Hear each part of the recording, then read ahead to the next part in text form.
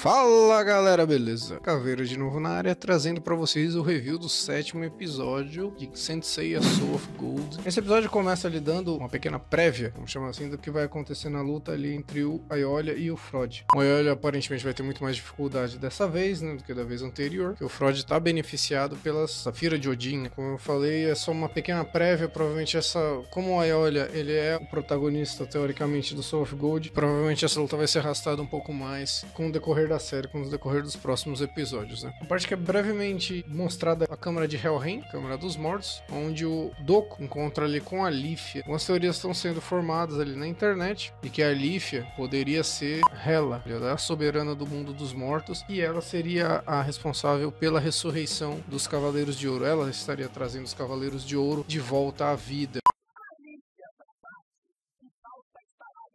Provavelmente deve estar ligado ali com o Utgard, o guerreiro deus que aparece no final da cena. Eles estão em Helheim, porque o Utgard ele tem uma aura bem misteriosa, é um personagem bem misterioso, não dá pra saber muito bem quem ele é ainda, mas ele deve ter alguma ligação com a Lífia e com o renascimento dos Cavaleiros de Ouro. A luta do Fafnir com o Mu, é o Mu destruindo mais, dando porrada, chute voadora, pescotapo no Fafnir ali. É uma parte realmente muito mais breve. E uma das lutas que eu não esperava que fosse desenvolver nesse episódio, mas foi, é a luta do Aldebaran com o Hércules. O legal do Soul of Gold é a redenção de muitos personagens. O Afrodite já teve, o Máscara da Morte já teve. O Aldebaran, teoricamente, já teve num dos primeiros episódios em que ele apareceu. A parte legal e a parte que é a redenção dele mesmo acontece totalmente nesse episódio. Ele praticamente destrói o Hércules, mostra toda a superioridade dele como Cavaleiro de Ouro. Uma sequência dele muito bacana mesmo, muito divertida. O Aldebaran com aquela postura clássica dele, com os braços cruzados ali, aguentando os golpes do Hércules, muito semelhante, como eu já falei da outra vez, da luta do Asgard contra o Kagero de Bennu, que eu até já havia comentado.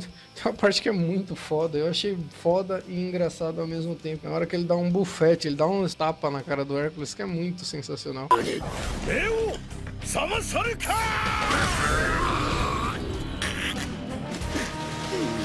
E também meio Satanás. É muito engraçado, chega a ser divertido até, porque ele senta a mão na cara do Hércules, tá bef mesmo. Algumas coisas ele acaba revelando ali, né? O Hércules, ele tá ali tentando, se questionando por que ele não consegue vencer o Aldebaran. Você é um merda! O Aldebaran, existe um momento que ele consegue libertar a armadura divina dele. Aparentemente, o Aldebaran é um dos Cavaleiros de Ouro que teve mais facilidade pra conseguir isso. O Aldebaran arregaça com ele, e o Hércules percebe, né, que não conseguiu lutar, não conseguiu vencer, porque não era poder que faltava pra ele precisava ter alguma coisa pra proteger, né? Como o Aldebaran tinha isso, tinha toda a humanidade pra defender, era isso que tornava o Aldebaran tão forte. Sendo muito crítico, a gente pode até pensar que é um clichêzinho básico, mas se encaixa bem em Cavaleiros do Zodíaco. Não é uma série em que prima por grandes conceitos e grandes intrigas psicológicas, mas ao que se propõe sempre dá show e sempre é bacana Cavaleiros do Zodíaco nesse ponto. São personagens extremamente simples, extremamente caricatos, que, como eu também venho falando nos outros reviews, estão sendo bem trabalhados nesse Soul of Gold. A personalidade de cada um dos Cavaleiros de Ouro. O Aldebaran acaba conseguindo ali num ato heróico, ele acaba salvando o Hércules, tentando salvar o Hércules ali de ser capturado pelas raízes da Yggdrasil, e acaba destruindo também a estátua. Nisso ele fica sem força e é capturado. Uma coisa que é falada pelo Aldebaran que é bem interessante, as Safiras de Odin, elas estão meio que possuindo as almas dos guerreiros deuses. Então uma coisa que meio que cegou o Hércules acabou sendo essa possessão que a Safira de Odin oprimiu sobre ele. Bom, o Aldebaran já é um que teoricamente foi pro saco, como eu venho falando. Não tá me convencendo tanto as mortes assim, né? Não tô achando que eles estão morrendo, apesar que no caso do Aldebaran é muito mais aparente que ele tenha sido capturado do que morto. A gente tem então o grande chamariz, a grande luta do episódio, que é o Camus contra o Shura. Acaba não sendo, aliás, todas as lutas desse episódio são lutas muito breves, elas são bastante semelhantes às lutas que acontecem na saga de Hades. Por esse anime ser muito mais curto, então não dá pra você fazer lutas longas de 2, 3 capítulos como na saga clássica. Sobre essa luta, como eu falei, ela é muito breve, são poucos golpes, eles estão ali muito mais dialogando, que é uma coisa já comum em Cavaleiros do Zodíaco, em animes shonen, né? Enquanto lutam, estão ali dialogando. Uma coisa que eu apostava que essa luta não teria aquele tradicional disputa de poderes e ataques se chocando, tipo disputa de Kamehameha de Dragon Ball. Acabou tendo, não sei como eles fizeram do Excalibur ser um golpe de poder, de rajada de energia, né? E pra poder disputar com a execução Aurora, mas enfim, fizeram. Eu esperava que essa luta fosse muito mais física e tudo mais. Só que, exatamente por não ter tanto outro tempo não dava pra desenvolver tanto essa luta. Uma coisa que eu falei no review passado sobre os mundos ali da Yggdrasil, os 7 mundos, tava faltando ali o Muspelheim. O que acontece? O Surtur aparece, todo cheio de pompa, cheio de marra e magia. Toda delícia, toda gostosa. Conta-se um pouco ali do passado dele com o Camus. É algo semelhante ao que acontece ali com o Yoga e o Isaac, né? A relação dos dois. O Camus acaba matando a irmã do Surtur acidentalmente, assim, graças a esse erro. Acaba sendo o motivo do Camus estar ajudando, estar lutando do lado do Surtur. Uma coisa que é legal colocado nesse episódio, Shura, ele acaba sendo derrotado. A derrota dele acontece muito mais por ele estar mirando na estátua, ao invés de mirar no Camus. E é nessa parte que é revelado que a câmara de Jarren, que é a câmara de gelo ali, ela tem um segredo, que são 2 câmaras em uma. A câmara de Muspelheim, ela estaria oculta ali nessa câmara. Oh my God! E é a câmara originalmente do Surtur. Eles começam a ter uma luta e acaba sendo a luta mais legal assim do episódio, a luta mais explorada e mais trabalhada do episódio. Essa luta, curiosamente, é o que eu esperava como fosse a luta do Shura com o Camus, uma luta em que tem um guerreiro usando mais ataques físicos, ataques de combate corpo a corpo, e outro guerreiro já usando ataques de energia, golpes à distância, que é mais o estilo de luta do Camus. Foi uma luta bem legal. Um pouco antes disso, o Surtur enfia a espada ali no peito do Shura.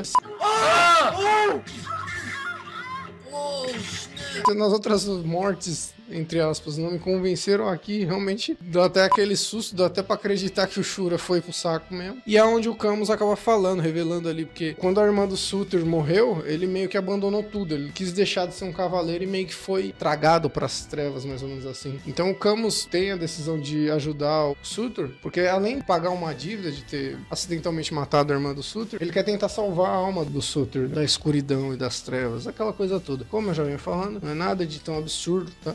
Quando tá pra perder, ele acaba conseguindo invocar sua armadura divina. Particularmente acho que a Cloth divina, a armadura divina de Aquário ficou a melhor de todas. Normalmente eles estão apelando pra um lance ali meio que colocar asas, uns adornos meio que no estilo de Shurato. Algumas combinam, a de touro até que fica legal, mas eu acho que a de Aquário é que ficou mais bacana, porque meio que tem um cachecol, um manto ali, sei lá, dourado. A arte dela eu achei que ficou muito bacana e dentre todas é a que eu achei que ficou mais foda até agora.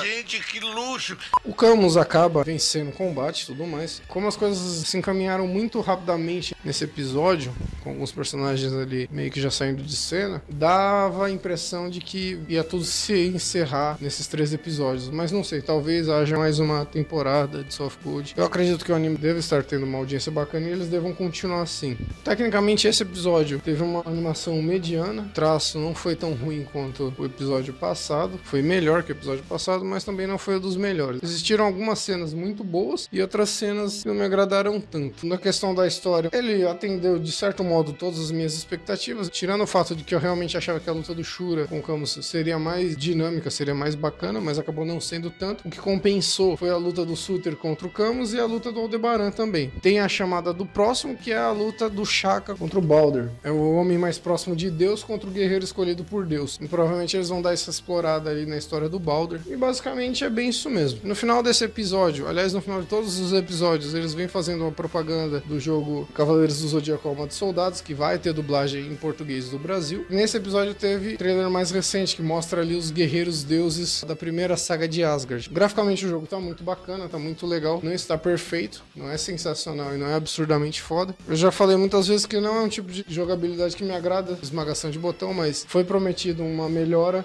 nesse quesito. Então vamos ver. Vai sair ainda em 2015, eles não têm data prevista, mas sai esse ano ainda. E provavelmente também os guerreiros deuses dessa saga não estarão presentes, apenas os Cavaleiros de Ouro com as armaduras divinas. Mas os guerreiros deuses dessa saga de Soul of Gold não estarão presentes nesse jogo. Então é isso, gente. Eu vou encerrando este vídeo por aqui. Não esqueçam de dar uma conferida na página do Facebook Senseiya Soul of Gold Brasil. Página muito, mas muito foda mesmo. É um novo parceiro aqui do canal. Uma página que é feita de fãs pra fãs. Isso que eu acho. Eu sempre falo que eu acho que é muito foda. E confere lá que os caras são fodas. Beleza, minha gente? Vou ficando por aqui. Um grande abraço e um grande beijo a todos vocês. Falou, tchau, tchau. Uhul!